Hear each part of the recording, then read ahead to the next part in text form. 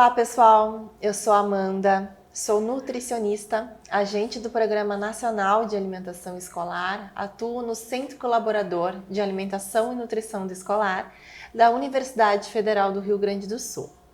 E nós estamos aqui hoje para apresentar mais um episódio do nosso podcast sobre alimentação escolar, o Pod PNAE, o qual o tema principal é o PNAE. O Pod PNAE é uma iniciativa deste SECANI da Universidade Federal do Rio Grande do Sul. E neste quinto episódio, nós vamos abordar um tema de extrema importância, o qual deve ser contemplado dentro da elaboração dos cardápios no PNAE, que é uma atribuição do profissional nutricionista que a gente vem abordando aqui nos nossos podcasts. Este tema, então, é a cultura alimentar, que é um tema de extrema importância e que deve ser contemplado na organização dos cardápios. E para falar sobre este tema, cultura alimentar no PNAE, nós vamos receber hoje a Flávia Lenzi.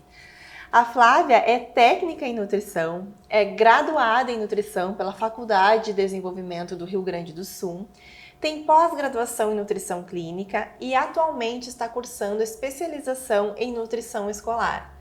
Além disso, a Flávia atua há 12 anos como técnica no PNAE. Seja bem-vinda, Flávia. Obrigada, Amanda. Eu agradeço o convite. É muito bom estar aqui hoje para falar de conteúdos relacionados ao PNAE. Parabéns ao SECANI pela iniciativa. Maravilha, Flávia. Que bom poder contar com você aqui conosco. Então, Flávia, assim, para contextualizar o nosso público, eu queria pedir para você nos contar qual é o público que você atende. E um ponto importante que a gente queria trazer aqui é que até o momento a maior parte dos nossos convidados para o Pod PNAE foram nutricionistas. Mas você, além de nutricionista, também tem atuação como técnica em nutrição. E nós sabemos que o programa abrange diversos atores, e conta com o apoio desses diferentes atores para o bom funcionamento da política. Então, nesse sentido também, a gente gostaria que você nos trouxesse quais as suas atividades na alimentação escolar. Bem, eu trabalho na Rede Municipal de Ensino de Porto Alegre. São 98 escolas, sendo divididas em educação infantil e educação fundamental. Eu atuo em 2 escolas, em educação infantil, que são crianças de berçário até o jardim de infância, até o jardim B, e também no ensino fundamental. Nesse caso, no ensino fundamental, eu trabalho em uma escola de educação integral, de tempo integral. Então, as crianças entram nessa escola às 8 horas da manhã e saem às 5 horas. Elas recebem 5 refeições durante o dia. 3 delas são frutas, inclusive. E sobre as minhas atividades, eu tenho atividades administrativas que são relacionadas a pedido de alimento, prestação de contas, esse tipo de atividade. E também tenho as 2 equipes que eu gerencio na cozinha, que são os manipuladores de alimento. Na prefeitura nós temos cozinheiros e auxiliares. E no total, entre as 2 escolas, eu tenho 12 funcionários que eu gerencio. Fora isso, eu também faço atividades de educação alimentar e nutricional com os estudantes, conforme a faixa etária. Então, Flávia, para contextualizar as suas atividades enquanto técnica em nutrição no PNAE, a gente observou que dentre as suas atribuições tem a gerência dos manipuladores de alimentos que atuam nas escolas. E sabemos que estes profissionais, eles estão diretamente relacionados à execução do cardápio. E a gente vem mencionando aqui nesses podcasts que o cardápio deve ter como base a utilização de alimentos in natura ou minimamente processados. Mas tem outro ponto que também tem de recomendação para a organização, para a elaboração dos cardápios, é a consideração da cultura alimentar da localidade. Então, nesse sentido e considerando a sua experiência, eu gostaria que você nos trouxesse com as suas palavras o que é a cultura alimentar. É muito importante falar sobre cultura alimentar sempre. Eu vou contextualizar. Nas últimas décadas, principalmente a partir dos anos 90, a indústria alimentícia cresceu muito.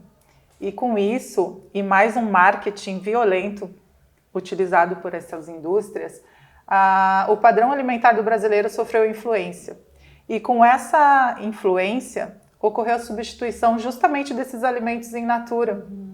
Então, alimentos como batata, aipim, abóbora, arroz, feijão, deixaram de ser tão utilizados pelos brasileiros. O próprio arroz com feijão, que faz parte das nossas raízes, da nossa cultura alimentar, e que juntos se complementam e formam um alimento completo nutricionalmente, perdeu o lugar, perdeu o espaço na mesa dos brasileiros. Então, doenças agudas passaram a ser crônicas, doenças que eram normalmente de pessoas mais velhas passaram a acontecer também em crianças. Isso tudo trouxe muitos danos para a saúde em geral dos brasileiros. E aí nós estamos falando sobre segurança alimentar. E aí é que entra a cultura alimentar. É isso que eu quero linkar aqui. A cultura alimentar, ela precisa ser mantida, preservada e resgatada. Não só como um patrimônio cultural, mas também como uma forma de garantir a segurança alimentar e nutricional dos brasileiros. Porque o alimento, ele não envolve somente questões biológicas, ele envolve outras questões do ser. Ele envolve emoções, sejam elas boas ou ruins, festividades, reencontros, saudade. Então, o alimento em si, ele engloba muitas outras dimensões do ser. E a nossa alimentação é isso. Para falar sobre cultura alimentar, eu vou fazer uma linha do tempo. As nossas raízes alimentares, elas vêm dos povos indígenas que aqui viviam. Depois nós tivemos a colonização, tivemos a escravização, que durou bastante tempo. Tivemos também a imigração de outros povos como alemães, italianos, japoneses, árabes, mas aqui no Rio Grande do Sul, mais os alemães e os italianos. Então tudo isso formou a nossa identidade cultural, formou a identidade cultural e social do nosso povo. Eu vou falar sobre os povos africanos, sobre a influência da alimentação africana que persiste até hoje nos nossos dias, na nossa alimentação. Com pouco que eles recebiam, eles usavam criatividade e faziam preparações que garantiam o sustento do corpo. Então, muitas vezes eram alimentos baseados em 3 ingredientes. As tripas de algum animal, as partes que não eram comestíveis para os homens brancos, eram entregues aos negros. E dali eles faziam preparações que são conhecidas até hoje, como o vatapá, a feijoada, o caruru, o bobó, a moqueca de peixe. Além disso, o próprio clima no Brasil propiciou uma diversidade de alimentos e uma diversidade cultural. Um mesmo alimento tem diversos nomes de norte a sul, como aipim, macaxeira, mandioca, diversas preparações com outros nomes, com outros ingredientes. Isso tudo é a nossa cultura alimentar. O PNAE é uma política pública que vem a fortalecer a cultura alimentar, uma vez que ele incentiva a compra de alimentos produzidos por quilombolas e indígenas. Isso é a preservação da cultura alimentar. Nossa, Flávia, quanta informação, né? Quanta história que, como você disse, fazem parte da nossa realidade até hoje. Eu queria conhecer um pouco mais, assim, né? Eu gosto de linkar uma diretriz do PNAE à outra, né? A gente está trazendo aí a alimentação saudável adequada, e aí linkando qual é a diretriz de educação alimentar e nutricional, né? Que é aí uma das bases do PNAE. Eu queria te pedir, assim, que você trouxesse também relatos de como que você aborda a cultura alimentar por meio de educação alimentar e nutricional. Muito boa essa pergunta. A escola, ela é um ambiente muito propício para trabalhar as questões de educação alimentar e nutricional. É lá que ocorrem as vivências, as reflexões, o conhecimento. Então, é preciso valer-se também da transdisciplinariedade. Então, a cultura alimentar, ela passa por diversas áreas do conhecimento. Ela pode ser trabalhada, no meu caso, eu trabalho com outros parceiros que seriam os professores. Isso é muito bom. Normalmente eu trabalho com outros professores. O próprio cardápio é uma ferramenta importante para trabalhar a educação alimentar nas escolas. Nós temos os cardápios festivos que são utilizados. Nós trabalhamos recentemente as festas juninas, a semana do 20 de setembro. Então, na época das festas juninas, eu trabalhei com crianças, por exemplo, da escola infantil, em que nós temos a horta, mas ainda não tínhamos milho na horta, e não temos ainda. Então nós levamos milho de casa, milho com espiga, com cabelo. A gente falava, o cabelo do milho, brincava. E eu levei para eles descascarem, eles sofreram, mas descascaram. Eles ajudaram a ralar o milho. Nós fizemos preparações culinárias, levamos a farinha de milho, o milho enlatado, para que eles pudessem comparar. E aí eles fizeram preparação culinária. Então, isso é uma ferramenta importante para se utilizar, né? Os cardápios regionais. E voltando à questão da horta, a horta é uma ferramenta importante. A criança ela precisa entender de onde vem o alimento. O alimento não vem da prateleira do supermercado, ele vem da terra. E a terra tem muitas dimensões para ser trabalhadas. A gente trabalha de uma forma lúdica, a nossa composteira chama balde maluco. Então as crianças colocam todas as cascas das frutas que eles comem e mais o que vem da cozinha nesses baldes que ficam tampados. Aí eles já sabem, coloca essas cascas de alimentos, coloca a serragem e passa um tempo a gente levanta esse balde, porque ele é furado embaixo. Eles conhecem os habitantes da terra, eles interagem justamente com eles, as minhocas, os tatu-bolas, as formigas, e é feito então, nós espalhamos, fazemos o adubo, e eles colhem esses alimentos e logo em seguida a gente faz uma preparação para eles entenderem, para não perder tempo, ou vai para uma salada que vai ser servida na próxima refeição. Tudo isso é importante para que a criança tenha autonomia de escolha e perceba qual é a importância do alimento. Isso é cultura alimentar. Então, existem diversas formas de se trabalhar na escola. Que lindo esse trabalho, Flávia. A gente vê aí você linkando todas as diretrizes, como eu havia mencionado antes, né? A educação alimentar e nutricional, aproveitando a escola como ambiente privilegiado para essas ações, a alimentação adequada e saudável, incluindo a cultura alimentar. Então, a gente vê um trabalho muito bonito sendo desenvolvido. Parabéns. Obrigada. Só pode parabenizá-la. Estamos aqui quase finalizando e a gente pede também que os nossos convidados nos tragam materiais que apoiem outros profissionais a atuarem, né, a se inspirarem nas atividades de vocês aqui na região.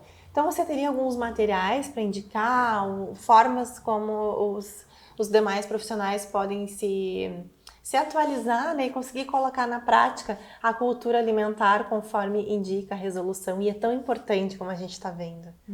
Bem, eu vou indicar os materiais que eu utilizo. Eu utilizo os 2 cadernos do Ministério da Saúde para atividades, que seria um específico para ensino fundamental e um para ensino infantil. É possível utilizar, adaptar as propostas que tem nesses 2 livros. E utilizo bastante o Guia Alimentar Brasileiro. Tem uma das atividades, é importante eu falar, tem uma das atividades que envolve vários aspectos do guia, que é ressignificar o ato de cozinhar, a comensalidade. Então tudo isso eu agrego, e mais a cultura alimentar, eu agrego em uma das atividades que eu faço nessa escola de tempo integral, que são os alunos do 6º ano, que eles se matriculam nessa oficina que eu faço. Legal. Então, nas quintas-feiras de tarde, eles vão para dentro da cozinha. Eles seguem todas as normas de boas práticas, sabem etiquetar. E eles preparam, eu divido em grupos, eles preparam refeições. Depois eles sentam juntos, colocam a mesa, sentam juntos, fazem a refeição. E isso é importante, porque quando eu fiz essa proposta, eu não imaginei que eles fossem pedir para fazer arroz e feijão, por exemplo. E eles querem aprender a fazer a comida que é servida na escola. Típica brasileira. Sim, exato. Então, isso é importante. E eles valorizam o profissional que trabalha na cozinha e valorizam a alimentação. Com certeza. Eu indico bastante o Guia Alimentar Brasileiro. Maravilha. Então, mais uma forma aí de contemplar a cultura alimentar dentro da escola. Flávia, muita coisa, quanta coisa, né? Então, quanto aprendizado que a gente está tendo aqui te escutando. Eu queria te perguntar também o quanto que toda essa trajetória que você está nos contando aqui, todas essas atividades que você realiza, assim, o quanto que te acrescenta profissionalmente e pessoalmente. Bom, trabalhar com o PNAE, eu costumo dizer que é um privilégio.